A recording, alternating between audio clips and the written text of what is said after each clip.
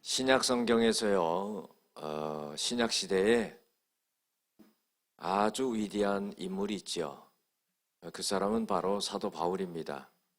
그런데 이 사도 바울이 신앙생활을 끝까지, 믿음의 경주를 끝까지 잘할 수 있었던 것은 그것은 예수님을 만났기 때문입니다. 그리고 예수님을 만난 이후에 자기의 신앙의 철학을 가졌습니다. 그것을 오늘 성경 빌립보서 3장에 보면은 세 가지로 요약할 수가 있는데, 첫 번째로 뭐냐면은 자기가 갖고 있는 모든 것을 다 배설물로 여겼다 하는 거예요. 예수님을 알고 난 이후에 자기의 학벌이나 자기의 족보나 자기의 능력이나 자기의 가문이나 이런 모든 것들을 다 버린 거예요. 예수가 가장 귀하다는 그런 고백을 하는 거죠. 두 번째로는요, 이 사도 바울은 자기의 의롭게 되는 것이 믿음으로 의롭게 된다 하는 것을 고백을 해요. 자, 이것은 뭐냐면은 율법으로는 흠이 없고 율법으로 온전하게 자기 자신을 갖다가 만들려고 했던 이 사도 바울이 그것이 아니라 예수님을 믿음으로 말미암아 의롭게 된다 하는 이런 고백을 합니다. 그리고 세 번째로는 뭐냐면은요, 이 예수님의 십자가의 고난에 자기가 참여하겠다 하는 거예요. 예수님의 고난에 참여하고 예수님이 부활하신 그 부활에 이르도록 하겠다 하는 거예요. 여러분들, 이 사도 바울의 핵심적인 신학은 뭐냐면은 십자가와 부활입니다. 그래서요, 고난을 갖다가 잘 받아들이는 거예요. 그리고 부활을 갖다가 맞이하겠다 하는 겁니다. 가만히 한번 생각해 보세요. 부활이라는 것은요, 그냥 얻어지는 게 아니거든요. 그것은 죽어야 되는 거예요. 그것은 십자가를 져야 되는 겁니다. 그것은 고난이에요. 그 고난을 받아들이고 그 다음에 부활의 영광을 얻겠다 하는 그런 겁니다. 어떤 사람이요, 꿈에 십자가를 지고 천국을 가요. 그래서 자기만 십자가를 지고 가는 게 아니라 많은 사람들이 다 예수님처럼 십자가를 지고 천국을 향해서 가는데, 이 사람이 가만히 가다 보니까요, 무거워요. 그 옆에 사람 이렇게 보니까 자기 거보다 가벼운 거 같거든. 그러니까 하나님께 기도하는 거예요. 하나님, 나는 왜 이렇게 무거운 십자가를 줬습니까? 다른 사람은 가볍게 잘 가는 것 같은데 나는 너무너무 무겁습니다. 십자가 좀 바꿔주세요. 그래가지고요, 때를 쓰니까 하나님이 바꿔줬어요.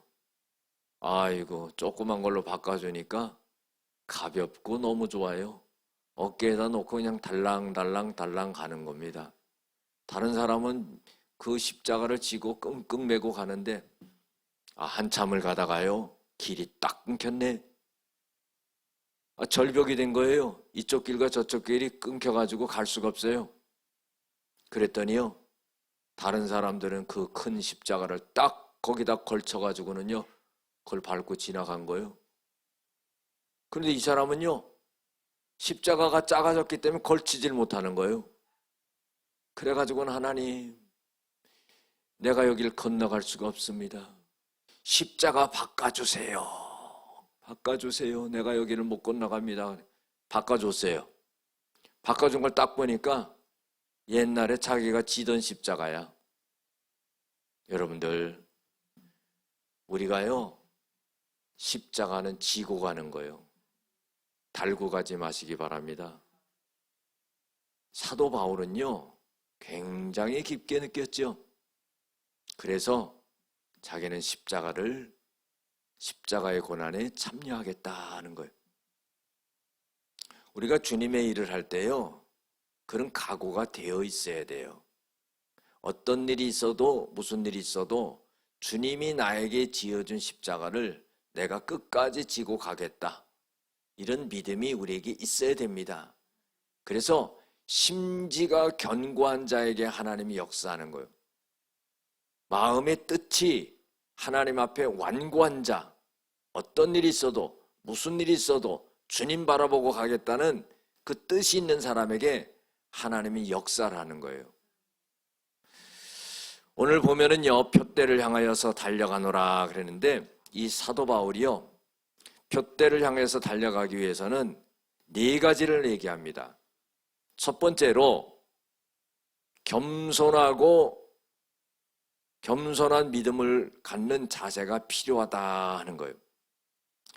12절에 보면 내가 이미 얻었다 함도 아니요 온전히 이루었다 함도 아니니 오직 내가 그리스도 예수께 잡힌 바 된 그것을 잡으려고 달려가노라 그랬어요. 뭔가 되지 않았다는 거죠. 여러분들, 우리가 이렇게 사람들 관계 보면 설치는 사람 있잖아요. 되지도 않았는데 다 된 것처럼 설치는 사람들이 있어요. 여러분, 그거 아닙니다. 사도 바울은요, 내가 뭔가 이룬 게 아니다 하는 거예요. 이미 얻은 것도 아니고 온전히 이룬 것도 아니다. 예수님께 내가 잡힌 바 된 그것을 잡으려고 달려가노라 그랬어요. 여러분들, 예수님께 잡힌 바 된 것이 뭘까요? 그것은요, 예수님을 닮아가는 거예요. 예수님께 잡힌 바 된 것은 예수님을 닮아가는 것이고, 두 번째로는요, 사명을 의미하는 겁니다. 그러니까 예수님을 닮아가면서 우리들에게 맡겨진 사명을 잘 사명을 이루기 위해서 힘써서 달려가야 된다 하는 거예요. 에베소서 4장 13절에도 보면은요, 우리가 다 하나님의 아들을 믿는 것과 아는 것에 하나가 되어서 그리스도의 장성한 분량에까지 이르리니 그랬어요. 그럼 우리가요, 뭘 위해서 살아가냐면 예수님을 닮기 위해서 살아간다는 거예요. 우리의 믿음과 우리의 아는 것이 하나가 딱 되어서 온전한 사람을 이루어 그리스도의 믿음의 분량에까지 자라가야 된다 하는 겁니다. 그래서 사도 바울은 이런 고백을 하고 있는 거죠. 사도 바울은 주님께 잡힌 바 되었다 그랬어요. 여러분들, 우리도 주님께 잡힌 바 된 거예요. 사도행전 9장 15절에 보면 사도 바울에 대해서 주님께서는 뭐라고 말씀하시냐면은 이방인들의 구원을 위해서 나의 택한 그릇이다 그랬어요. 이방인들을 전부 예수 믿고 이방인들이 구원받기 위해서 사도 바울을 최전방에 세워서 그 역할을 하게 했다 그런 거예요. 우리도 마찬가지입니다. 우리가 해야 될 일이 뭡니까? 여러분들 새해만 맞이했다고요? 기분 좋아가지고 주님의 일을 열심히 하겠다. 그게 아니라 우리가 과연 무엇을 해야 되느냐 하는 거예요. 그것은요, 주님이 하신 일을 하면 되는 겁니다. 주님이 하신 일은 무슨 일을 하셨어요? 가르친 거예요. 말씀을 가르친 겁니다. 교회에서요, 하나님의 말씀을 가르칠 때 그 말씀의 가르침을 잘 받아들이고 배우고 해야 돼요. 자기 혼자요, 유튜브 찾아다니면서 배우는 사람은 엉뚱한 길로 빠집니다. 교회 안에서 잘 말씀을 가르치는 것을 듣고 따라가야 돼요. 보면은요, 1년의 성경을 통독한 분이 4분이 계시더라고. 여러분들, 1년의 성경 한번 통독 못한 게 얼마나 부끄럽습니까? 제 나름대로 신앙생활 하는 거예요. 제 나름대로 잘했다는 거예요. 기본적인 것을 가져야 되는 거죠. 하나님의 말씀에 기초해서 그렇게 갈 수 있는 사람들이 되어야 되는 거예요. 우리가 주님께 잡힌 바 되었다는 것은 주님이 하신 일을 그대로 따라가는 거예요. 말씀을 가르쳤지요. 그 다음에 복음을 전파했지요. 그래서 영혼을 구원했다는 겁니다. 여러분들, 우리가 영혼을 구원하여 제자 삼는 교회가 돼야 돼요. 교회는 친목단체도 아닙니다. 교회에 해야 될 일은 뭐냐면 노아의 방주처럼 이 교회를 통해서 많은 사람들이 구원을 받아야 된다 하는 거예요. 그래서 우리가 복음을 전파해야 되는 거죠. 때를 얻든지 못 얻든지 전파해야 되는 겁니다. 한 해 한 해가 가면서 맨날 후회스러움이 있는데 그 후회스러움 중에서 제일 큰 것은 뭐냐면은 내가 한 영혼도 구원하지 못했다는 거예요. 이 얼마나 후회스러운지 몰라요. 그리고 세 번째 예수님이 하신 일이 치유했다는 거예요. 가르치고 전파하고 치유했다는 거예요. 사도 바울은 예수님을 닮아가면서 예수님의 그 믿음의 분량에까지 이르도록 힘쓰면서 예수님이 나에게 맡겨진 사명을 그걸 붙잡고 달려간다 그랬어요. 할렐루야. 영국에요 유명한 정치가가 있습니다. 윌리엄 윌버포스라고 하는 사람인데 이 사람 참 유명한 사람이에요. 25살 때 예수를 영접하고 예수를 믿게 됐습니다. 그리고 나서 자기 인생의 가치관이 완전히 바뀌어요. 그래서 무엇을 꿈꿨냐면은 내가 주님을 믿는 사람으로서 이제 정치가가 돼서 정치를 할 텐데 내가 어떤 일을 하면 좋겠는가? 그렇게 하나님께 기도하다가 받은 게 있어요. 그것은 뭐냐면은 노예를 갖다가 노예제도를 폐지시키는 거예요. 그래서 그것만을 위해서 일평생 달려갔던 사람입니다. 정치가로 들어서서 30살 때 하원 의원이 되었습니다. 48살 때에 노예 무역 폐지 결정을 내리게 되죠. 62세에 만 35년 만에 드디어 노예제도가 폐지되는 그런 역사가 일어납니다. 그리고 64세에 정치에서 은퇴를 하지요. 72세에 노예 해방법이 통과되어 가지고 완전히 노예가 해방되는 역사가 일어나고 이 법이 통과된 후에 2개월 있다가 이 사람이 죽게 됩니다. 여러분들 너무나 위대한 일을 했지요. 그 많은 흑인들을 갖다가 해방시키는 그런 역사를 이뤘다는 겁니다. 여러분들 이것이 어떻게 가능하게 되겠어요? 예수를 믿음으로써, 예수를 닮아감으로써, 예수님께 사명을 받음으로써 그것을 끝까지 달려갔을 때 이런 위대한 업적을 남길 수 있게 되었다는 겁니다. 두 번째로요, 둯대를 향해서 달려가기 위해서는요, 미래지향적인 자세가 필요하다는 거예요. 우리는요, 목적도 있고 목표도 있습니다. 어떤 목적을 갖느냐, 어떤 선한 목적을 갖느냐가 중요하지요. 그리고 목표를 세우고 달려가게 되어 있습니다. 그래서 사도 바울은 13절에 형제들아 나는 아직 내가 잡은 줄로 여기지 아니하고 오직 한 일, 즉 뒤에 있는 일을 잊어버리고 앞에 있는 것을 잡으려고 둯대를 향하여 달려간다 그랬어요. 사도 바울에게 있어서는요, 가장 마음속에 괴로움으로 남는 일이 있어요. 그 일은 무엇일까요? 그것은요, 예수님을 핍박했던 거예요. 예수 믿는 사람들을 잡아다 죽이고 감옥에 가두고 이 일을 갖다가 얼마나 열심히 했는지 몰라요. 그래서 다메섹 도상에서 예수님을 만난 이후에는요, 완전히 변화돼서 이제는 복음을 증거하는 자가 되었거든요. 그런데 이 사도 바울이 복음을 증거하고 이렇게 힘쓰면서도요, 마음속에 남아있는 게 있어요.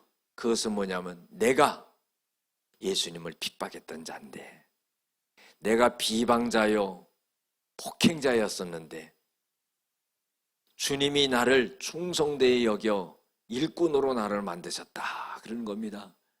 자기를 예수님께서 정말로 불쌍히 여겨가지고 자기를 갖다가 어떻게 해요? 일꾼으로 만들어 주셨다는 거예요. 그러나 마음속에 남아있는 것은 뭐냐면은 늘 예수님을 핍박했던 그것이 가슴속에 아픔으로 남아있다는 겁니다. 우리가 신앙생활 할 때 그러지 않습니까? 오늘 주님 앞에 잘하고 있지만은요, 내가 과거에 잘못했던 것이 얼마나 가슴에 남아있는지 몰라. 여러분들, 중요한 것은 뭐냐면요, 사도 바울과 같은 고백과 결단이 있어야 된다는 거예요. 그것은 뭐냐면은 뒤에 있는 것은 잊어버린다는 거예요. 우리가 현재의 발목이 묶이는 사람은요, 그 과거 때문에 그렇습니다. 자기의 과거 때문에요, 오늘 살아가지 못하는 거예요. 여러분들, 이것은 하나님이 원하시는 게 아니다 하는 거예요. 과거에 죄를 졌어요? 여러분들 회개하고 벗어나야지요. 과거에 큰 실수를 했어요? 하나님 앞에 기도하고 넘어가야지요. 우리가 그런 자세가 필요한 겁니다. 현재를 살아가지 못하는 사람은 과거를 후회하면서 거기에 매여 있는 사람이에요. 그것은요, 주님께서도 우리에게 원하지 않는다는 것을 알아야 됩니다. 새해를 맞이했어요. 새해 첫날을 맞이했습니다. 그런데요, 2022년을 회고하면서 거기에 괴로워하면서 묶여 있다면요, 오늘 살아갈 수 없고 한 해를 살아갈 수 없는 거예요. 사도 바울과 같이 뒤에 있는 것은 잊어버리는 거예요. 어떻게 잊어버리냐? 회개하고 하나님께 기도하고 그리고 잊어버리는 거예요. 중요한 것은 뭐냐면요, 주님이 오늘 나에게 맡겨주신 일이 더 중요하다는 거예요. 회개하고 누이치는 것도 중요하지만은요, 앞으로 하나님이 나에게 맡겨주신 일을 갖다가 잘 감당하면서 나가는 것이 더 중요하다는 거예요. 사도 바울은 결단을 했습니다. 여러분들, 믿음이라는 것은 결단입니다. 매일 생각만 하는 그걸 갖고는요, 하나님의 일을 이뤄 나갈 수가 없어요. 때로는 실수할 수도 있고요, 때로는 잘못할 수도 있고요, 때로는 문제가 될 수도 있고요. 여러분, 이것은요, 일을 하면서 생기는 거예요. 그러나 아무것도 하지 않는다면 아무 일도 일어나지 않아요. 후회할 일도 없어요. 그거는 사는 게 아니라 이 말이죠. 그래서 우리는 새해를 맞이하면서 결단을 해야 됩니다. 뒤에 있는 것은 잊어버린다 이거예요. 사도 바울이 잊어버리듯이 우리도 잊어버리는 거예요. 회개하고 기도하고 잊어버리는 거예요. 가슴속에 남아서 아프게 하는 것 잊어버리는 거예요. 그것이 믿음이라 이 말이에요. 할렐루야. 잊어버리고 앞에 있는 것을 잡으려고 표대를 향하여서 우리 예수 그리스도께서 하나님이 위에서 부르신 부름의 상을 위해 달려가노라 그런 거예요. 앞으로 살아갈 것이 중요하다는 것이요. 하나님께서는요, 고민하고 괴로워하고 주저앉아 있지 말라 이거예요. 이제 내가 새로운 것을 너에게 맡겨주어서 앞으로 그 일을 감당하면서 하나님이 나에게 축복 주시고 상을 주실 것을 바라보면서 달려가라, 그 말씀을 하고 있는 겁니다. 우리가요, 사람의 종류는 세 종류의 사람이 있다고 그러잖아요. 과거 지향적인 사람, 과거에 묶여있는 사람, 현재 지향적인 사람, 현재적인 삶만 살아가는 사람, 그 다음에요, 미래지향적인 사람, 미래를 바라보면서 도전하면서 살아가는 사람. 여러분들, 우리가 현재에 서 있지만은요, 미래를 바라보면서 도전하면서 갈 수 있는 그런 사람이 되어야 된다는 겁니다. 이게 바로 신앙적인 사람이에요. 이게 바로 믿음의 사람이에요. 바로 이런 사람에게 하나님이 함께 하시는 거예요. 할렐루야. 그래서 이 사도 바울은요, 하나님이 위에서 부르신 상을 위해 달려간다 하는 거예요. 결국 이게 뭡니까? 우리가 이 세상에서요, 예수를 믿고 구원받고 하늘나라 갑니다. 그러나 가서 보면은요, 거기에 상급이 있다는 거예요. 이 상급은 어떻게 얻을 수 있는 거냐? 내가 주님을 위해서 무엇을 어떻게 했느냐에 따라서 얻어지는 거죠. 구원이라는 것은 예수를 믿음으로 얻을 수 있는 거예요. 천국에 가요. 그러나 우리가 얻는 상급이라는 것은 내가 무엇을 어떻게 했느냐에 따라 다른 거예요.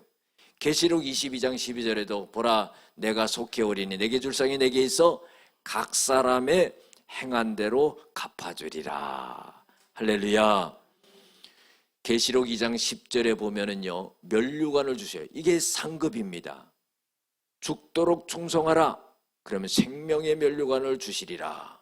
우리가 주님의 일을 할 때요 죽도록 해야 되는 거예요. 힘들다고 하지 마시기를 주의 이름으로 축원합니다. 죽도록 하는 겁니다. 왜?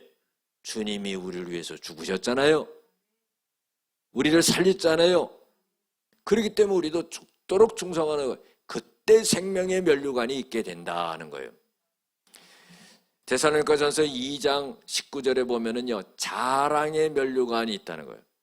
사도 바울이요 데살로니가 교회 교인들에게 이런 말을 합니다.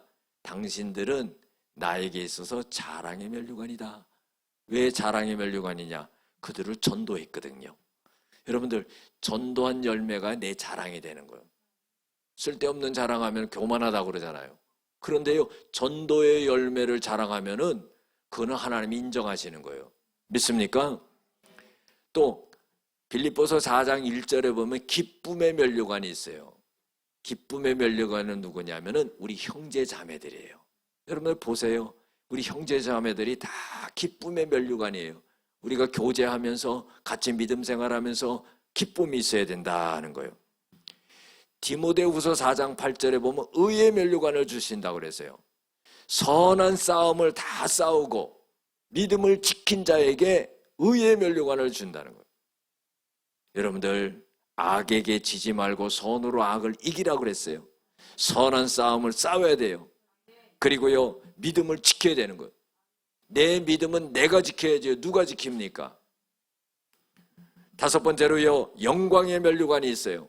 베드로전서 5장 4절에 보면은 영광의 면류관을 주시는데 이것은요 신앙생활의 본이 될 때 영광의 면류관을 주신다는 거예요. 우리가 신앙생활하면 이렇게 교회 속에서 보자. 아이고 저분은 내가 닮고 싶어 그래. 어느 교회에 임직식이 있었어요. 그런데요 어떤 여집사님이요 권사 직분을 받게 됐어요. 권사 직분을 딱 받으면서 뭐라고 말하냐면은 그 직분을 받고요. 나는 우리 교회의 아무개 권사님을 본받고 싶어요. 그래요. 여러분들 그런 모델이 있어야지요. 얼마나 중요합니까? 자기 혼자 그렇게 되는 게 아니거든요. 본이 있어야 돼요. 그러니까 신앙의 본을 보여주는 사람에게는 바로 영광의 면류관이 있다 그랬어요. 그 다음에 계시록 4장 4절에 보면은요 금면류관이 있어요. 이 금면류관은요 장로들에게 줬는데 이 금면류관은 직분을 잘 감당한 사람에게 이 금면류관을 준다는 거예요. 여러분들 우리 천국 가서요 이 여러 개 있는 이 면류관 중에 하나씩이라도 다 쓰고 만날 줄로 믿습니다. 아무것도 안 쓰고 온다든가 또 개떨모자 쓰고 온다든가 그러면 안 될 줄로 믿습니다. 상급이 있다는 거죠. 이 사도 바울은 뒤에 있는 건 잊어버리고 주님이 나에게 맡겨준 사명을 갖고 예수님을 닮아가면서 믿음의 경주를 해서 내가 이 상급을 얻겠다는 거예요. 면류관을 쓰겠다는 거예요. 이것은 뭡니까? 이 세상의 것을 바라보지 아니하고 저 하늘나라를 바라보며 살겠다는 겁니다. 너무나 멋지지 않습니까? 마지막으로요 주님의 명령대로 순종하는 자세가 필요하다는 거예요. 여러분들 주님께서는요 우리에게 마땅히 행할 것을 가르치고 그리고 그것을 행할 수 있도록 그렇게 만드셨다는 겁니다. 레위기 18장 4절에 보면은요 하나님의 법도를 따르고 또 하나님의 규례를 지켜서 그대로 행하라 하는 거예요. 법도와 규례를 지킨다는 것은 뭘 의미합니까? 이것은요 하나님의 말씀을 그대로 따라서 지켜서 행하라 하는 거예요. 사도 바울이 오늘 표대를 향하면서 앞으로 전진하겠다는 건데, 예수님을 닮아가고 믿음의 경주를 다하고 나에게 맡겨진 사명을 잘 감당하면서 주님이 말씀하신 대로 그대로 따라서 행하겠다는 거예요. 얼마나 단호한 각오인지 모릅니다. 사도행전 20장 24절에도 사도 바울은 이렇게 고백합니다. 나의 달려갈 길과 주 예수께 받은 사명, 곧 하나님의 은혜의 복음을 전파하려 하면은 나의 생명을 조금도 귀한 것으로 여기지 아니한다 그랬어요. 할렐루야. 극동방송 사장님이었던 분 있죠. 은퇴하신 김장한 목사님. 아주 훌륭하지요. 어렸을 때 가난해가지고요, 미군들 옆에 붙어가지고 구두 닦아주고 심부름했던 분이에요. 제가 오래전에 책을 읽어봤는데, 그런데요, 보니까 다른 아이들과 다른 거예요. 그 미군이요, 이 김장하 목사님 이 어린아이를 미국으로 데리고 가요. 그 공부를 시킵니다. 자기가 군생활하면서 월급 받아가지고 이 아이를 하나 키운 거예요. 여러분들, 그런데요, 결국에는요, 침례교 세계 총회장을 했어요. 너무나 놀랍지요? 그 미군이 얼마나 훌륭합니까? 한 사람을 자기 일생을 바쳐가지고 키운 거예요. 그래가지고 그 위대한 인물을 만들었어요. 극동방송 사장을 하면서요, 수많은 이 방송을 통해서 수많은 영혼을 살려내는 역사가 일어나게 됐다는 거죠. 그런데 이 김장한 목사님이 미국에서 공부할 때 그 신학교에서 사모님을 만나가지고 이제 들어와가지고 결혼해가지고 사는데, 여러분들 60년대에 얼마나 어렵습니까? 뭔가 씻으려고 그래도요, 물을 데펴가지고 너무나 추우니까 안방에서 씻고 그런 시절이에요. 그 선진국에 사는 사모님이 한국에 와서 복음을 위해서 그렇게 헌신을 한 겁니다. 그리고 나서 그 아들이 또 목사가 됐어요. 그런데요, 이 어머니가 그 아들 목사에게 이런 말을 합니다. 너는 있는 곳에서 꽃을 피워라. 여러분들, 깊은 말이에요. 자기가 있는 곳에서 꽃을 피우라 이거예요. 우리가 연꽃 알지요? 연꽃 하면은 뭐 불교꽃 아니에요? 여러분들 다 하나님이 만든 거예요. 연꽃도 보면서 아름답다고 느낄 수 있어야지, 불교꽃이야 하면서 여러분들 하나님이 그 불교꽃이라고 정해놓은 거 아니에요. 그렇게 생각하면 안 됩니다. 근데 연꽃을 가만히 보세요. 그 진흙 가운데 줄기를 올려가지고 연잎을 피고 거기다 꽃을 딱 얹어놓는, 그 얼마나 멋집니까? 좋은 환경에서 꽃을 피운 게 아니에요. 그 진흙 가운데 거기서 줄기를 올려서 아름다운 꽃을 피웠다는 겁니다. 여러분들, 우리가 주님을 위해서 달려갈 때요, 이런 각오가 있어야 돼요. 내가 있는 곳에서 꽃을 피우고요, 주님께 영광을 돌릴 수 있는 그런 마음과 자세가 되어야 됩니다.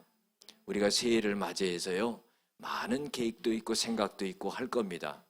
그런데요, 무엇보다도 중요한 것은 우리가 기도하는 일이라고 봐요.